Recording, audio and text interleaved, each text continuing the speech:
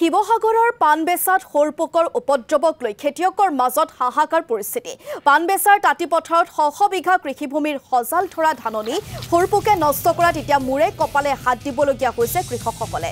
ধান খেতিৰ ওপৰতে নিৰ্ভৰশীল অঞ্চলটোৰ কৃষকসকলে সৰপোকৰ উপদ্ৰৱৰ বিষয়ে কৃষি বিভাগক অৱগত কৰাৰ পিছতো বিভাগীয় কৰ্তৃপক্ষই ব্যৱস্থা গ্ৰহণ নকৰাৰ অভিযোগ ভুক্তভোগী কৃষকসকলৰ। শীঘ্ৰেই এই সমস্যা সমাধানৰ ক্ষেত্ৰত ব্যৱস্থা গ্ৰহণৰ দাবী কৃষকসকলৰ। আচলতে শিৱসাগৰৰ যি পাণবেচা এই তাঁতিপথাৰ অঞ্চলৰ আচলতে শ বিঘা খেতিয়কে আচলতে ধান খেতি কৰিছিল আৰু সেই খেতিসমূহ বৰ্তমান সময়টোত হুৰপোকে একেবাৰে মানে শ বিঘা মাটি বিনষ্ট কৰি পেলাইছে।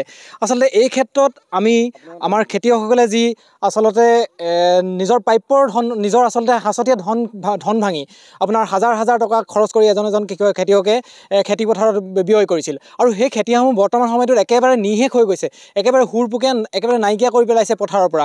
মূল কথাটো হ'ল যে আমাৰ এই শিৱসাগৰ জিলাত যি জিলা কৃষি বিভাগৰ এটা কাৰ্যালয় আছে, এই কাৰ্যালয়ত থকা এই বিষয়াসকলে এই চাৰিও দিশৰ যে এই খেতি বাতিসমূহ তেওঁলোকে প্ৰত্যক্ষ কৰা নাই নেকি এই সময়ত, আৰু তেওঁলোকে ইতিমধ্যে এই বিষয়বোৰৰ ক্ষেত্ৰত জ্ঞাত হৈছে।